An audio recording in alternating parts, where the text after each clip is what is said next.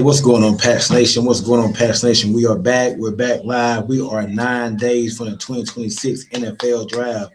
9 days away from the New England Patriots being on the clock at pick 31. It's going to be a long night. We're going to be up for a while. We're going to be up probably about 11:30 Eastern time. But it's going to be a while for our New England Patriots pick next Thursday night. But we're 9 days away. We got a lot to talk about tonight's show. Got a special guest going to join us today.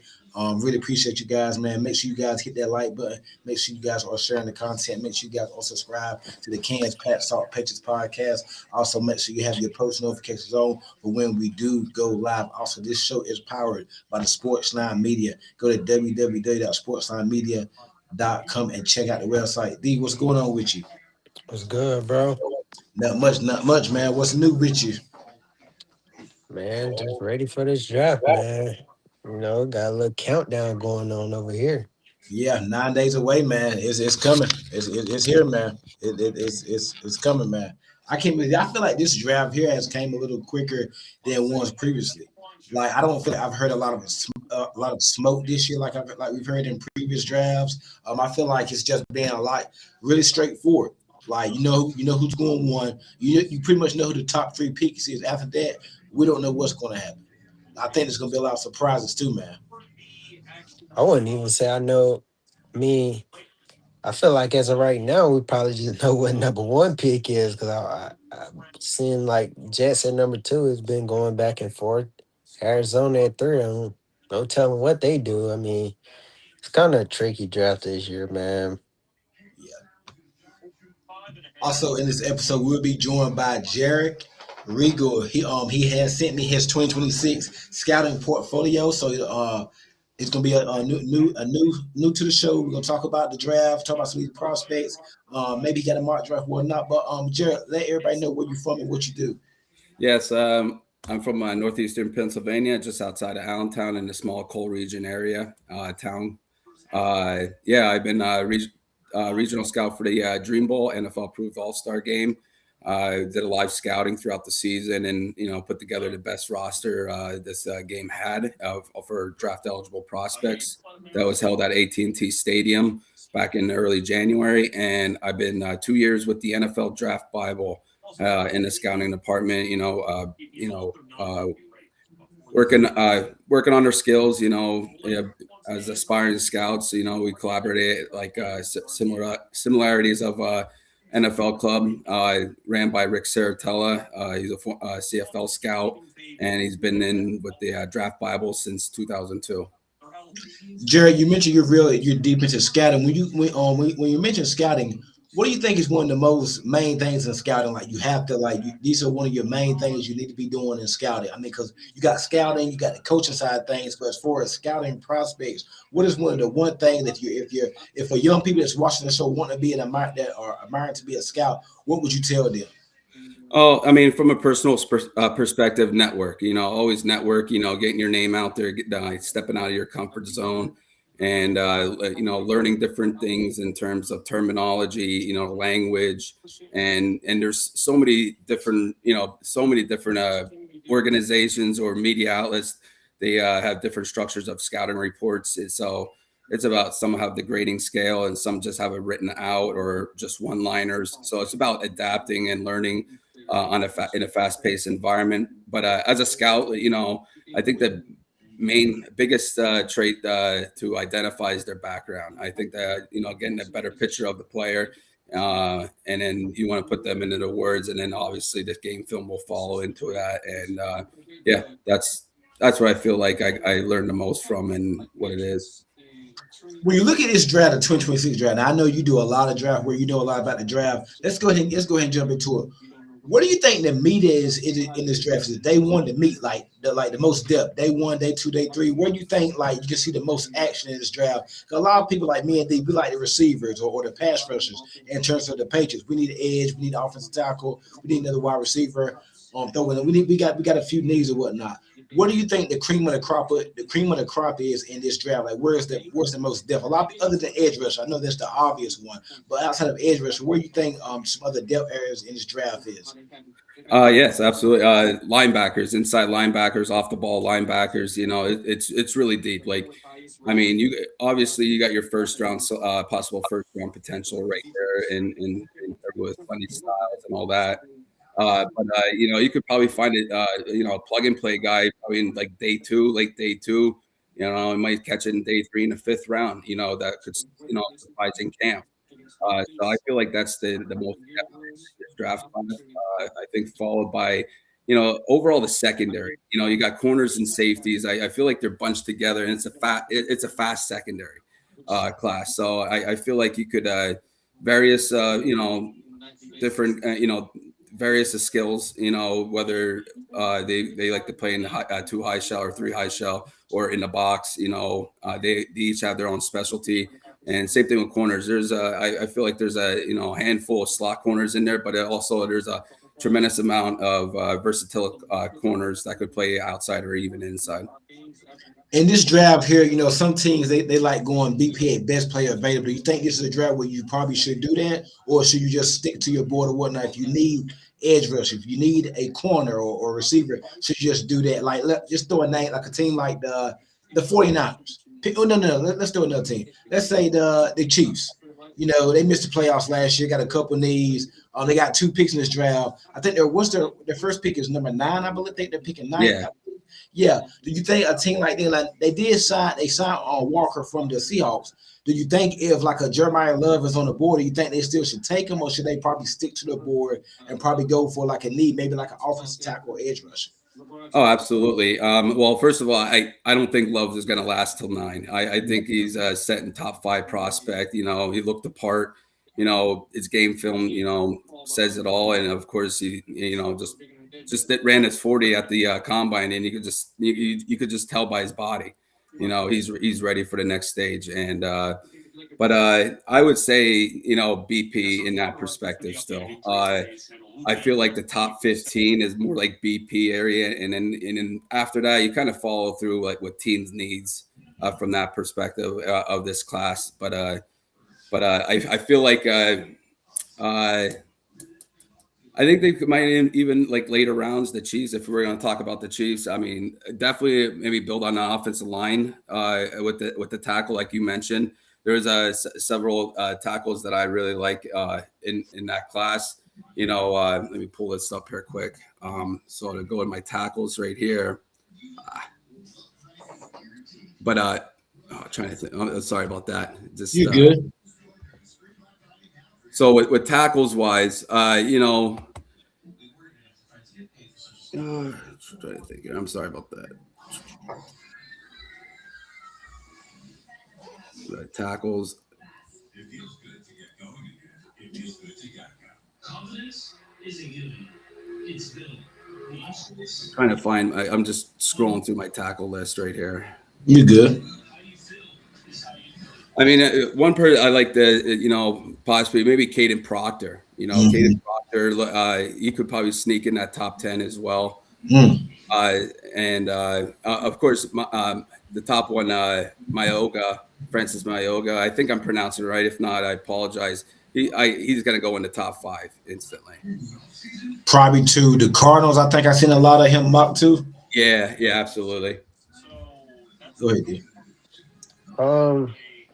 I want to know what's your thoughts on Jordan Tyson, because me personally, I think like people are overthinking the injury. I get all the injuries concerns and stuff. I mean, these college kids, I mean, they can come into the NFL and, you won't hear them having an injury because they don't have to go to Algebra 1 in college, and they can get in the NFL and focus on their body a little bit more. Because me and Ken, we've been big time Jordan Tyson fans since last year or whatnot, and I personally think he's the best receiver in the draft.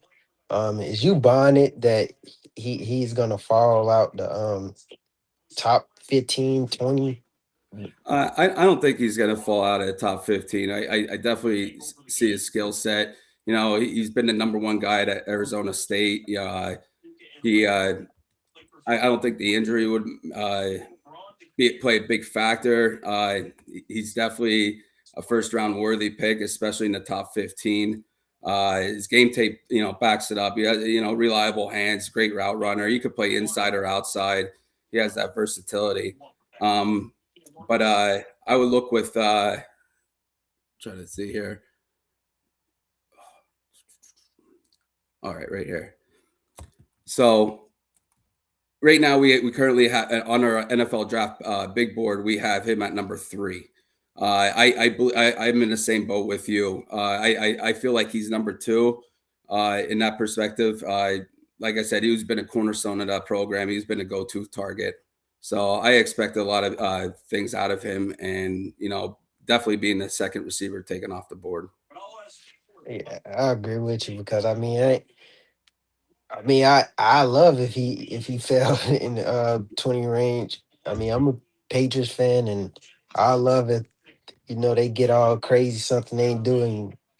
My time watching them is trade up for a guy that they want, especially receiver. But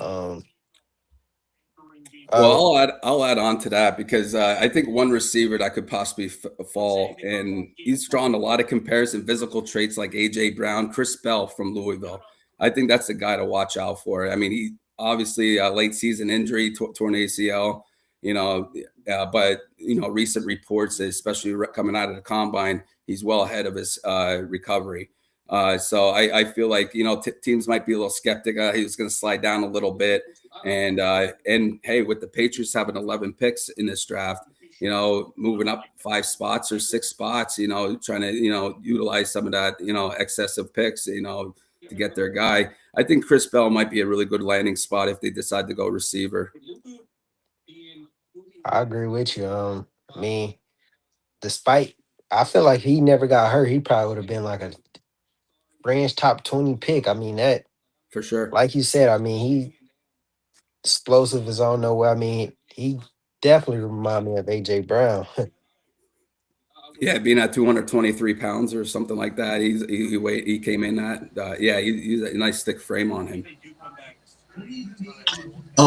Jarrett, I'm looking at your draft portfolio you sent me right here. Zakee Wheatley, the safety out of Penn State. Now, a lot of us remember him from the play he had against Omar Cooper. I'm looking at your write-up on him. Where could you see him falling? Because I've seen him like at day 2, like early in the second round. I've seen somebody probably day 3. Where do you see him, and what's a good team fit for Zakee? And give me a player comparison in today's NFL. Ooh. Yeah, it was a good one. Zakee Wheatley. I feel like he brings some versatility to a defense playing in the box or even too high or 3 high shell. He definitely falls in that day 2 category. I would say more like third round type of deal. Very similar to some of these Penn State safeties like Jaquan Brisker. They just breed with this secondary. They've been on a hot streak. Hopefully they continue. I'm a Penn State fan myself and just watching these guys go. But their secondary, it's been, an NFL factory at secondaries, whether you're slot corner, safety, corner. So I definitely feel like he had some comparison to Jaquan Brisker. Now he's not with the Bears now. I forgot where Brisker went to. But Steelers. Steelers, yeah. Oh, working with my Joey Porter, reuniting with Joey Porter Jr. That's going to be a pretty good secondary as well. But yeah, I feel like Zakee Wheatley has that versatility, and I think that's what you're going to get out of him in regarding with Jaquan Brisker, and I think a lot of teams like that in my opinion. Staying with Penn State, Danny Dennis Sutton. Danny Dennis Sutton. That's him. I like him. I think he's an underrated guy. I've seen him probably can go on day 3. I think he's better than going on day 3. I think he could be a day 2 guy. I think a lot of guys are sleeping. I actually think he's a good fit for the Patriots. Why do you think he's probably not getting like number one, where could you see him going, and why you think he's probably not getting a lot of love right now? I think he's excellent against the run too. Oh, absolutely. But I feel like he's more of a defensive end. He shows some bend, but he's not really consistent rounding that corner a little bit. I feel like he could play, gap sound on the outside right there, or even in the 5 tech, in the 3-4 alignment. But I think his specialty is definitely a pass rusher. He could get after the quarterback, but change of direction really concerns me a little bit. Putting him out in space in the wide 9 off the edge. So I think his best fit is a little bit inside or at a DM position. I feel like he could excel in an even front team like a 4-3 or like I said, in a 5 tech or a 3.5. I I definitely see him as a day 2 pick. Like right around that 3rd round range. Maybe he could sneak in the 2nd. I thought he had a pretty good pro day workout. I was up at Penn State pro day. I thought he had a nice workout. He had a good motor on him, going through the drills. So I don't see him getting out of day 2 though. Sticking with the edge rushers, my guy, my draft crush, R. Mason Thomas. I hope he's there at 31 for the Patriots, who I want. What you like about R. Mason Thomas? Do you think could you see the Patriots potentially picking him at 31? The only thing that concerns me with him is his production. I didn't feel like I thought he had some decent production, but like 1st round talent production, I would probably put Cassius Howell over him. I thought Cassius Howell, very productive. I think he had like 14 sacks or something like that. I just looked at his stat sheet, and 11 TFLs or so forth, right in that category, double digit. TFLs and sacks. I feel like you're going to get a lot of production out of him coming off the edge. I definitely did see the Patriots. You have what's his name at edge? Harold Perkins, Harold Landry. Yeah, Harold Landry. I was saying Harold Perkins in the draft, but yeah, Landry. 30 years old, and that's something you got to emphasize in regarding with your depth, getting them in there. So I could see possibly getting a pass rusher move, but yeah.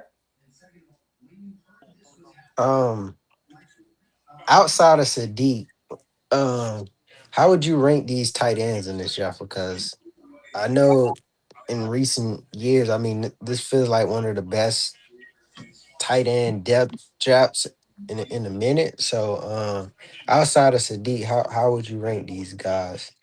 Oh, well, I think you're going to, in my opinion, I think you're going to see one tight end off the board in the 1st round. Obviously, Sadiq that you mentioned, but I say it's a little bit of a slight drop off with Eli Stowers. I think he is a big target. He provided a big target to Diego Pavia, and I think he's going to transition well in the NFL. Not as dynamic as your Tyler Warrens in the past, Colston Loveland. But, I look at this tight end class, like you said, there's some solid depth. A lot of these tight ends could get drafted, are draftable. It's just mattering where they fall to.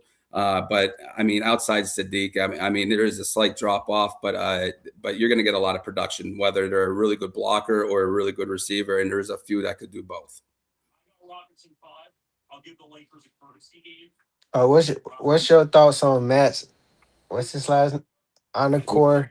Yeah, The right tackle out of Arizona State. Oh, Hennicher, I think he's solid. He is solid. He really improved. I mean, think about this. Arizona State didn't really get many primetime games. So a lot of people doesn't really see some of what he does. And when he entered the pre-draft cycle, with the All-Star game, going to the Senior Bowl and Combine, he looked the part.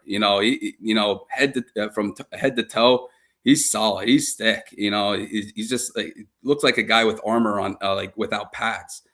So he definitely has a strong core. I think he has pretty good athleticism. Swing tackle ability. So I think he definitely rose his stock, and I could see him being in the 1st round, like right around the mid 1st round, or in the reaching that high 20s. So, early 20s, I would just say. But yeah, I definitely like him. He really impressed throughout this process. Jarrett, just looking over your draft portfolio you sent me, man, it's very impressive. I mean, we could talk about it all day. Really, I'm going over whatnot, but just a couple more questions before we let you go. Ted Hurst, I see him probably day 3. I think he's going to be day 2. I love your write up on him and whatnot. Who's a comp for him, and where do you see Ted Hurst going? Because coming from a small school is probably why he's not. Well, he's starting to get a lot of love now. He's starting to rise now. But I think when the draft process started, a lot of people didn't really know a lot about Ted Hurst. What you see in him, and where could you see him potentially going, man? I love your write up on him too. Oh, thank you, appreciate it. Yeah, I mean, he really stuck out. So he was one of my assignments during this season with the Draft Bible, and then when I was digging into this tape with Georgia State, just a hidden gem, and he just rose to the occasion, especially through the draft process. setting school records that that school hasn't seen a receiver that big in terms of filling the stat sheet. But you look at him, especially at the combine, catching those deep balls and stuff like that. He has a nice catch radius, and just showing that muscular tone. He has that good contact, good core strength, and absorbs contact off the first hit, and he could get those yaks. I definitely do see him. Maybe towards the end of day 2, early day 3 type of deal. I think he's floating around, but I honestly think could be developed into a really good complementary receiver, like a wide receiver number 2. On the other side. Oh, while we on him, before I get Skylar Bell saying, where could you see him possibly going as well? Who's that again? Sorry. Skylar Bell from UConn. Skylar Bell. I didn't really look too much with him. Skylar Bell. Very on the radar, yeah. Yeah, he is flying. He must have been flying on the radar. Yeah. But I was just I must have probably did write-ups on like 80 prospects. Yeah, I see. Yeah. Go ahead, D.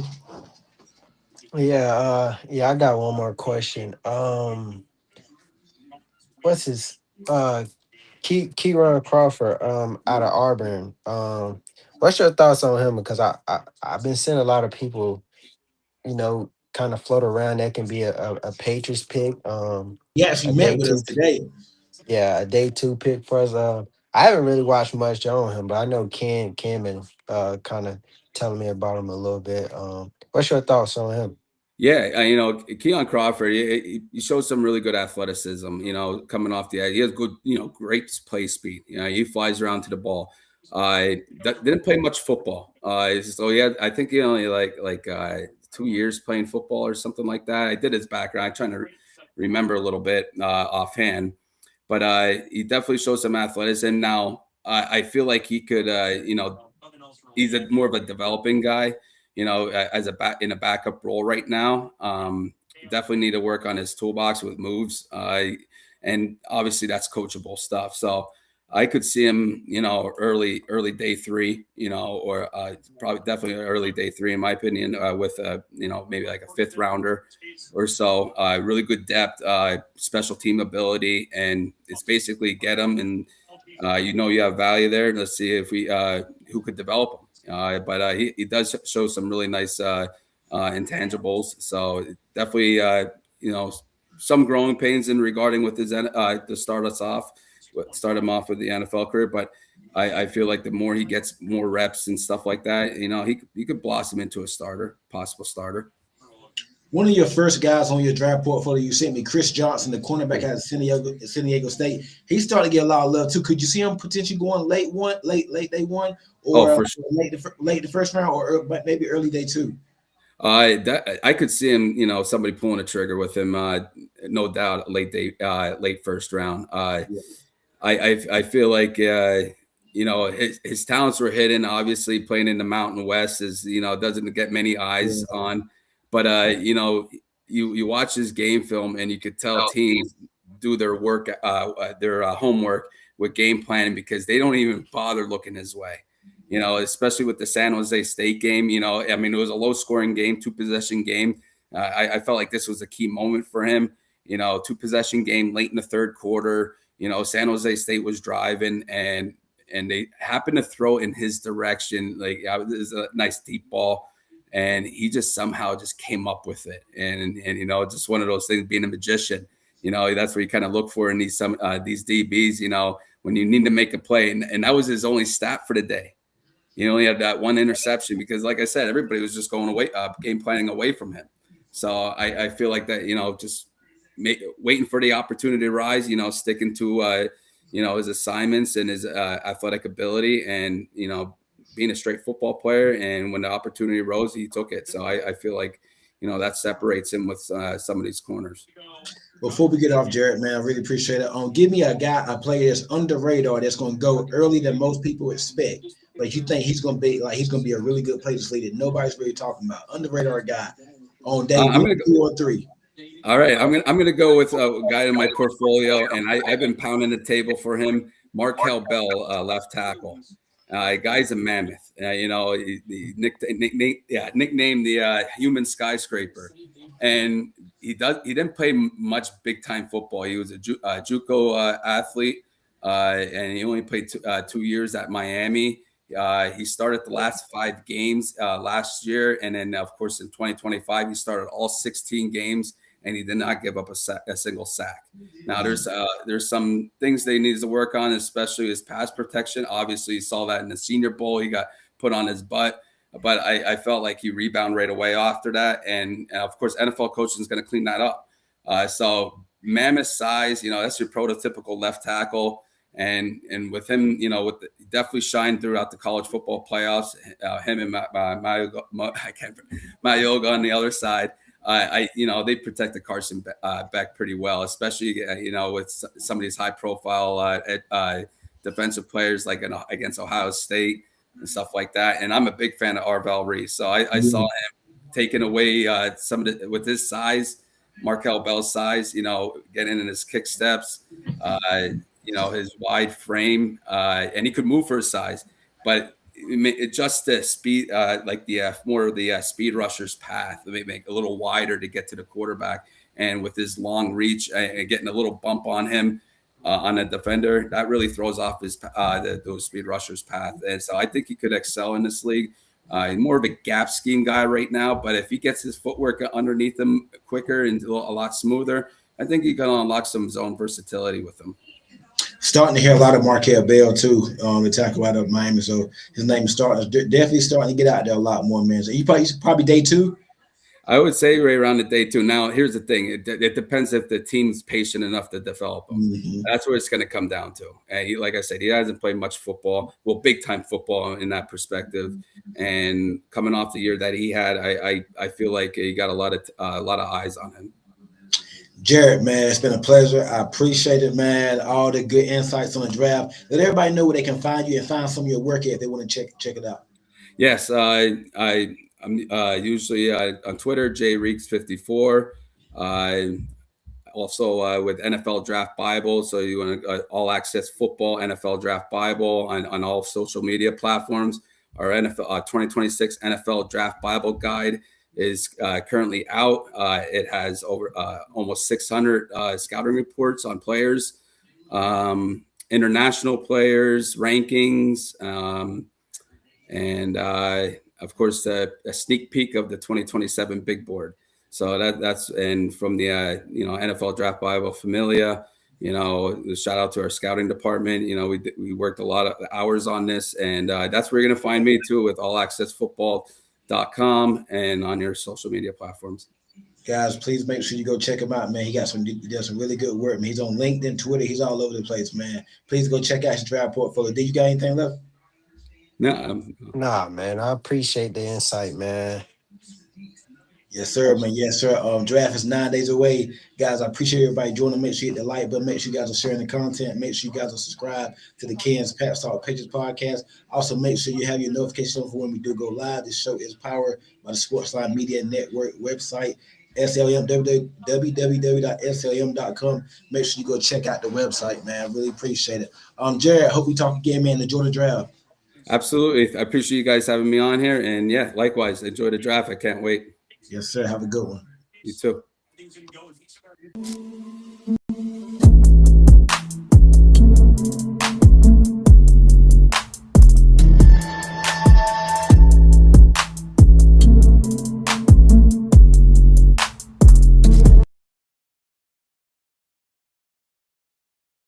too.